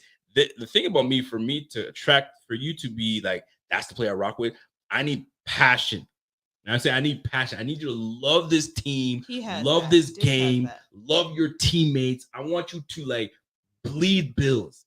And Diggs to me just does that. Like, you got him over here. He wasn't the biggest fan when we came through at first, but the guy is all about it. He's all about it right now. Yeah, man. He's one of the most consistent guys on the squad, man. He's a hard ass worker. Yeah. So that's why I'm a big fan of Diggs, man. Jay Sartori says, "Hey, wifey, I get so pissed. I feel like I'm going to be made a black hole with all this anger and gravity squeezing me." Damn, I don't get that angry. I don't get. I mean, when the Bills lose, I'm pissed. But I don't. When's the most mad that I've been when the Bills lost? Do you remember? Yeah, when you lost to fucking what's his face last year. Was that the most mad? Was I mad about that? Well, I was mad. Was that because I was mad because we celebrated and then we were pissed, and then we celebrated and then we were pissed, and then we celebrated and then we celebrated too early, and then I was fucking livid. And I feel like if you weren't livid that game, you're not a fan, because that was so fucking beyond. That was like ridiculous. It was rough. That was horrible. That was the worst. And Chan says, "Your wifey, are you a Raptors fan or a Lakers fan?" Neither. Are you like? I mean, right now, if you had to write to, if I'm being completely honest with you, I don't even follow basketball anymore. Yeah, she doesn't follow. I like old school. Like, if you asked me about old school basketball, I was like, oh my god, my whole room was like Jordan. Her favorite player is Kobe Bryant. It's not? I don't want to disrespect a dead man, but like, don't do that to me. It definitely isn't. No, she's a Jordan fan. She's all like day. She was a Chicago Bulls fan. Like, all day. No, don't do that. So, but I everybody back then. Like Allen Iverson, you had Muggsy Bogues, you had Sean Kemp, you had like those to me were like, oh my god, Rodman. Like I loved all of them, and then I come out and I'm like, I don't care. They say COD or Halo. What am I? Am I a COD guy or a Halo guy? COD. Yeah, COD all day. We don't do Xbox. Xbox is we don't do the Xbox. I tried to do Xbox. I tried to play Halo. My brother's like a huge Halo. Listen, my brother-in-law tried to get me on Halo, and I tried so hard, but the whole shooting aliens, and that just never did it for me. And then he tried to get me into that. What was the the next game he was playing that I freaking absolutely hated? Destiny. He tried to get me on Destiny. He bought me the game, and I was like, dude, I can't do Destiny. I can't. I just can't. Like it either. Nah, man, it's not for me. I'm a COD guy all day. I used to be Rainbow Six and COD. That's my shit. I like Modern Warfare and Call of Duty. Sam H says the Simpsons arcade game and the Star Wars sit down arcade game are my favorites. Oh, I love the Simpsons game. Did you? Yes. Oh my god, yeah. Oh my god, yes. Big time. That was awesome. Do you not remember that? I do not remember that. Oh my god. Talvin Walker says, "What's up, Rico? What's happening, man?" Somebody just asked about what was the Ontario? Something about Ontario. Where'd you see it? The team. There. Oh, this Space Oddity says, "Are the Bills the most popular team in Canada? I feel like we have a lot of Ontario." Here's the thing: being a Bills fan in Canada is if you're in Ontario, that's your squad. Or Patriots, but like outside of that, man, it's a crapshoot. It's a crapshoot. This thing they don't have like I have so many friends that are Panthers fans, Dallas Cowboy fans, like, because when you don't have a team, you just root for whoever is popular. So like a lot of San Francisco 49ers fans, like, not really, but like, we don't have a team, so you got to do it. And it all depends on what region you're from, right? So if you're like where I'm at in Nova Scotia, they have a lot of Patriots. There's a lot of Patriots fans because they're close to Maine, Massachusetts, like, you know what I'm saying? Like, you go out west, you know what I'm saying? Like to Saskatchewan, they're probably like, you know what I'm saying? Like Detroit fans or Minnesota fans, Minnesota Vikings fans. Like there's guys that have, like, it's hard, man. Like, that's why I was so against the Bills coming to Canada.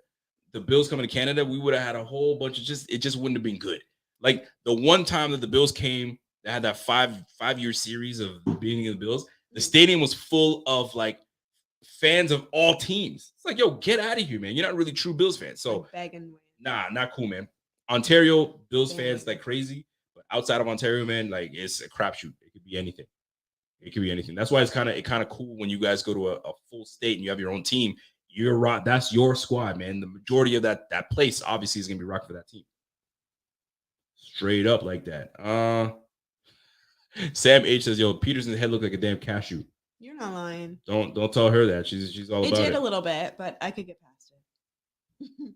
My man Maurice Anderson. What's up, Maurice? Maurice says, "Yo, due to change at work, I can only watch the replays of the BF show. So nice to watch you live. Happy holidays to the Bing squad." What's up, Maurice? Shout out to my guy Maurice. Canadian girls are lower maintenance. Let me see what we got here. Like you're Canadian girls. Who said that? Up there. Oh, CR. I Canadian think so, girls are 100%. lower maintenance, and it sounds like. Heck no, that's a lie. What? That's a lie. They are high maintenance. That's a lie. Some of these girls are high maintenance, and they think. Well, any girl can be high maintenance, but compared to the States, that's a lie. I've never seen some friggin' fake customized looking people in my life. All these chicks. I'm not saying it doesn't happen here. All these chicks are high maintenance. You should see the things that they pay for. They're paying for all this Botox, and there's people that you like, what? And Botox is not cheap. I don't know if there's any females watching this. Botox is, you speak on it. Botox is not cheap. These females are injecting their faces. I couldn't because I'm scared of needles. And we're not paying for that type of shit. True. These needles, like these women are paying, and some men are doing this too. But these women these days are paying to inject their face with junk so they can fill their pores, so they can stretch their skin so they look younger. What kind of bullshit is that? I think it just freezes like where you. No, it's bullshit is what that is, man. Age gracefully. You know what I'm saying? Age gracefully. You aging. That's it. I mean, I'm happy that I can age. And like you have people's faces like this, like you like. Hi. They're just like they just feel like this. That's their face because they fill their faces with all this nonsense in there. Each to its own, though. I don't care if that's what you want to do. Then that's what you want to do. Some people might think you're crazy for spending so much money on football. Well, they want to put it in their face. That's ridiculous. No, it's not. It's their business. My man Johnny says, "Yo, that's why I have a Japanese wife now." Well, good for you, man. Oh, they age great. That's why their skincare is amazing. So amazing, actually. Dave Buffalo Operator says, "Yo, how many times a day do you hear him say put a hoodie on?" Oh, you should see him yell at the kids. Daddy, before you say anything, do you have your socks on? Do you have your sweater on? Do you have your whatever? Yeah, but they don't wear their. Go get a blanket. Wrap it around. Oh yeah, you're off. Kyle wants to know what's wifey's IG. What's your IG? Do you know about her? No. What's your IG? You want to know? Where's my phone? Oh, where's my phone? What is your IG? Look, as she looks up her mix something. As she looks up her stuff, you can. I think it's JBL 902. JLB, excuse me, JLB 902. That's it just says Jenna. Yeah, no, yeah, you're right. It's JLB 902. If you guys want to follow her on there we go. That's much better. If you guys want to follow her on IG, that's what it is. I make her put it on private because all these thirsty ass cats out here. Please don't send me any inappropriate. All these thirsty ass cats out here. Hey, what's up, man? What's going on, man? What's going on, man? I'm like, I don't want to see your situation.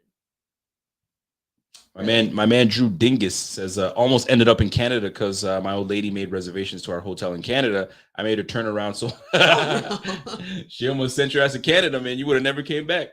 Cold. You would have never came back, my guy. Let me see what we got here. Sam H says, "Yo, good vibes tonight, chat. Shout out to y'all, man. Yo, shout out to the chat for real, man. I figured that this is what people want sometimes, man. Sometimes we haven't been able to be on here since like I had a baby. Pretty much, it feels like, and I still am looking at the monitor the whole time I'm here. Yep, and I'm scrolling through the I'm scrolling through right now, so I'm a little late on some of your points and your questions. So if you guys have any questions, you know what I'm saying, get on here. Sam H says he has a soft spot for Tyrod. I have a soft spot for Tyrod too, man. Yeah. Until I gave up on his ass. I was like, yo, man, you're killing us, bro. You're not taking any chances downfield, bro. You're killing us. Tyrod, you're killing us, man. Kim Bet says I'm a handsome man and you're lucky that you can have my babies. I feel like that's not. Oh, Kim, that's so nice of you. Well, Kim, we appreciate you, girl. We appreciate you very much so. D. Riley says, "Yo, Big Reed dudes are Ferguson. He gave me a ball. He gave me a ball at the game because I said he was my favorite player at the Atlanta game last year. Oh, that's dope, Oh, man. that's awesome. Speaking of Reed Ferguson got freaking. He got a letter on his locker room saying that he's getting drug tested, so he had to go and submit some pee samples. Can they just do that? Random. They like can do it's randomly. anybody? Yeah. But some players say it's bullshit because like some guy might have a huge game and just massive game. And then next all of a sudden you see a letter on his thing saying, "Hey, we want to check you for steroids." What? Oh, I Can you think imagine? weed or something. Yeah, it could be weed, could be whatever, man. They can check your ass and then Are they not allowed to smoke weed? Does it matter? I don't know what the rules are now. The rules are so weird, so I don't know. I feel like weed's different. Dave says, y'all seem like good people, man. I appreciate the content. I'm good. We are good people, man. For the most part, honestly, man. People are good people. We are just there's some psychos out there. There's some people that are just weirdos out there, fam. Like there's some strange people and some sickos. People I mean, just in general, some people just sick, man. Like some dude just not people. What is it? What just happened in Chicago? What? Just two dudes stole a car and just stole a car to just ram it down some street 75 miles an hour and then big ass accident. Just some people just weird shit. They do some weird shit. Just if you don't got a car, man, take the motherfucking bus, man. Shit. Gotta jack my shit. Golly. Mikey says, "Your favorite players in the safety twins sucks when it's hurt for the year. And Oliver, I want the jersey to rep my son with the same name." I got you, bro. I got you. Let me see what we got here. My man said, Drew Dingus says, "I was at the game yesterday, and Dane Jackson ain't it." Yes. Why did they keep him in? Fuck. Sorry, but that was frustrating. She said, "Why did they keep him in?" Sorry. So Dingus is like, and they continue to keep him in that game after giving up 2 touchdowns. I was pissed. Listen, man. The tough thing about Dane Jackson is in position.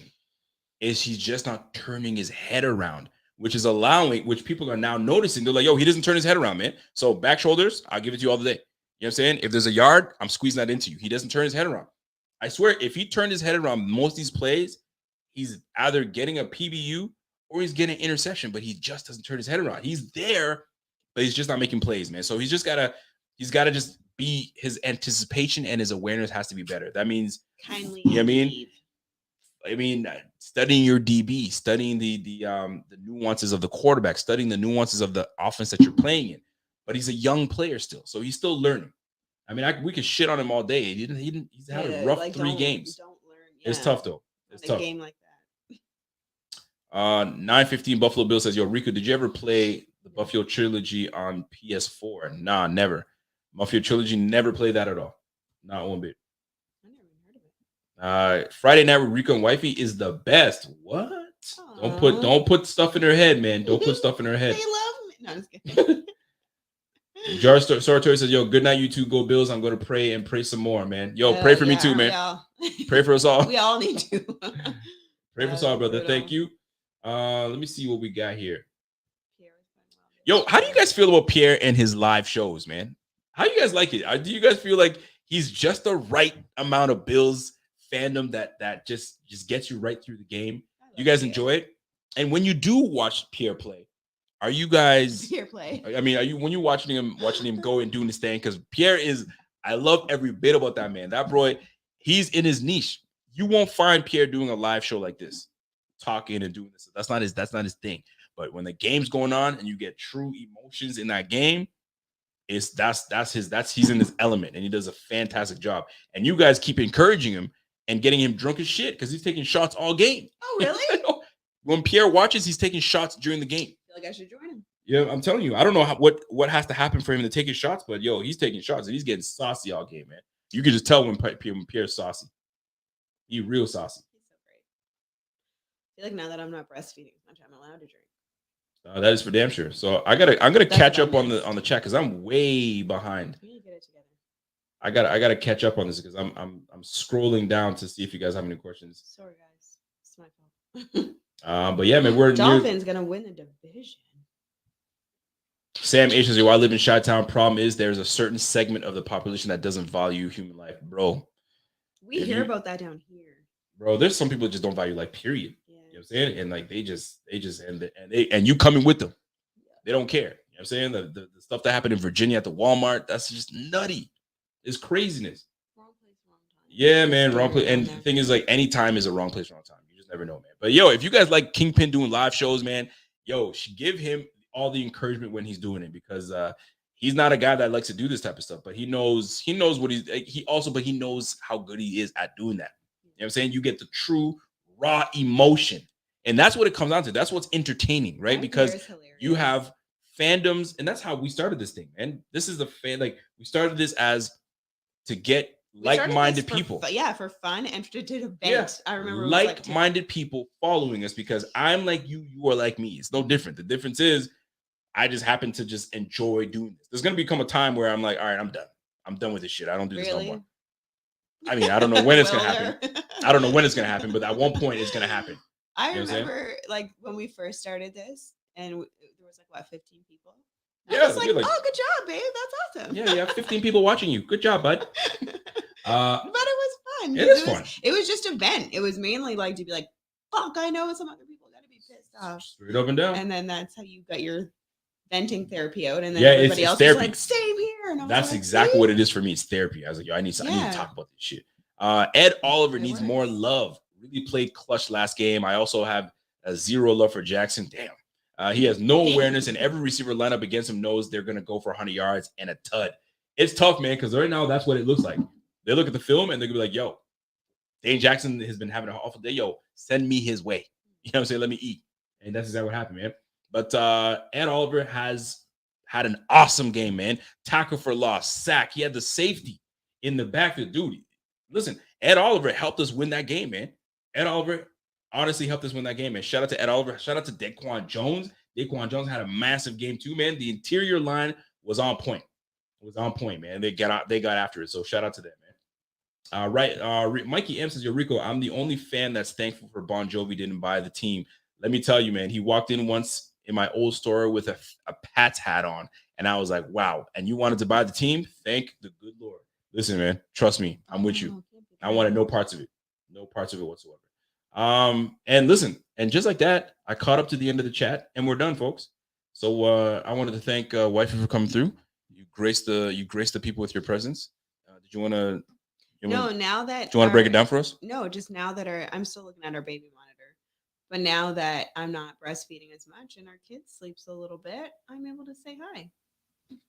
That's it. That's your breaking it down for everybody. That is my life. I guess so. That's what you've done to me. Stickman has something to say. What? Yeah, first shift to Nova Scotia 2 weeks ago. Beautiful senior had a great time. Why didn't you call us? Stickman could have came through and said, "What's up, man?" What part of Nova Scotia? So Stickman made his first trip to Nova Scotia. That's where we live right now. So, yeah. Stickman, well done. He probably went to Cape Breton.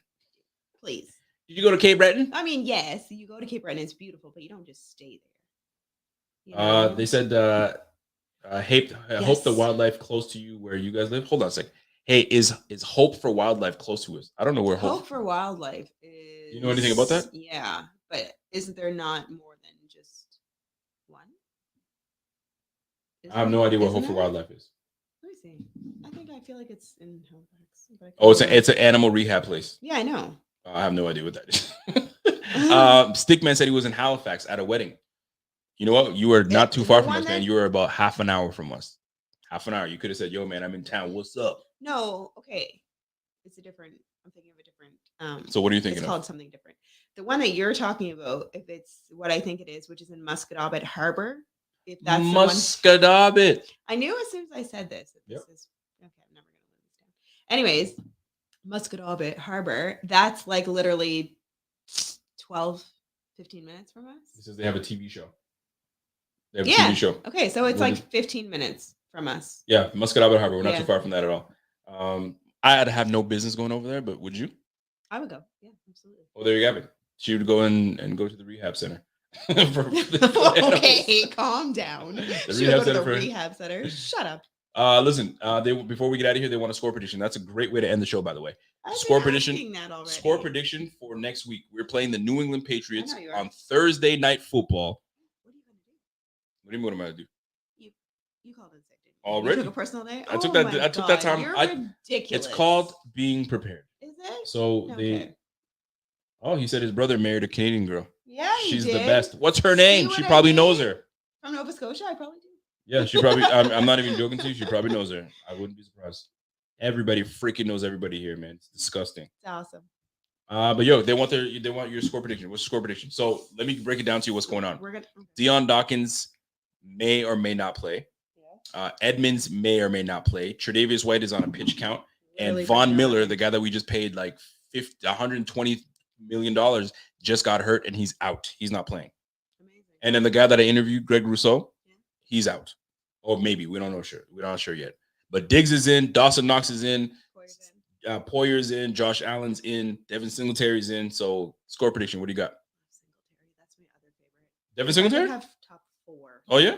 Okay, Devin Singletary over Snowman, huh? Okay. I don't want to say that because I like Snowman as a person. There you go. Anyways. And Kirk says he likes Canadian bacon. Oh, who doesn't? It's amazing. Yeah, you guys don't do bacon. You guys do like, I don't know what kind of bacon. They do like different. Canadian bacon is totally Your stuff different. isn't even really bacon. Yeah, it's y'all. I don't know what y'all do. But Dip anyway, that shit in maple syrup. Wow. score prediction.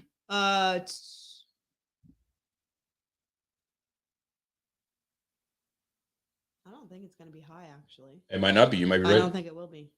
Hold it on. What do you got? I don't know. 17-12. We're gonna win. Score 17-12? Yeah. Well, there you go. That's an interesting score. But it's not a like a score that probably can't happen. It's So- just sliced ham. Yeah, that's what You're yours not is. wrong. It's true. It's just sliced ham, and you guys made it really thin, and then called it bacon. Y'all need to stop. Stop that mess, man. You want some bacon? What is this? A piece of ham? Yeah. I went there before. I was like, what? Where was I? I think It's not right. was that New Hampshire? I think it was in New Hampshire. No, Rhode Island. I was in Rhode Rhode Island. I was Island. in Rhode Island for a basketball tournament, and it was like, yeah, man, we're gonna have some bacon and eggs, and they slapped on a piece of ham. I was like, what the fuck is this? There's no bacon.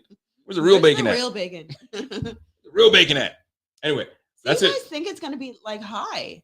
They're saying 14-21 and 28. I mean, we've been averaging 20, 28 points. I know, a game. but I don't think you will. For me, 14. it's too early for me to give my prediction because I gotta wait it out. So you guys are gonna have to wait till Thursday for that one. So we're gonna leave it at that, folks. You guys have yourself a good one, and we're gonna call it a day, and we'll catch you guys on the flip side. So we'll catch you on the flip side. I don't know if you've heard this one. You can put this on. Good timing. Put this on. Why? What? Because I'm about to play the. What's happening? Flip this like this. There you go. Oh. What is this? Sign us up. Yeah, Sign us up. I don't know. Hey, we're- Buffalo Fanatics. you know my sign up, so go- It's Don Brown. I don't. Yeah, I can't. I'm a fanatic. I'm a Buffalo fanatic. Play good, be humble. Number 17. Talking to the mic and say, "This is we're out of here." Guys, I love you so much. Thank you for joining us. I'm a Buffalo fanatic. Back at it again. Buffalo fanatic, ayy. I'm a Buffalo fanatic, just like Rico. Going live, talking to my people. Cause the team's driven like West Hurt. Other teams can't, it's a repo. The opponents gotta call up Triple O. Bills Mafia, we heating up, we too electrical. We got Bean the plug, electric show. We wired up, hit up Rico. He fired up, we know where we stand on the power rankings. Other teams fans in the comments hating, we block them all. We protecting jobs. You want them to put on. He the general now. They can put it for you. Look at all the emojis. They can put it on. Fire. Something more specific. Oh my God, what do you want from me, You sir? know what? Put a rose. Put a rose. I said what I wanted.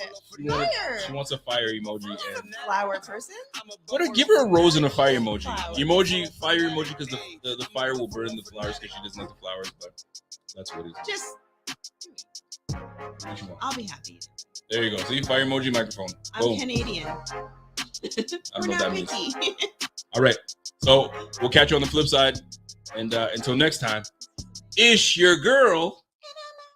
And she's gone. Let's go. We'll catch you guys on the flip side. We'll see you guys next week. Let's go.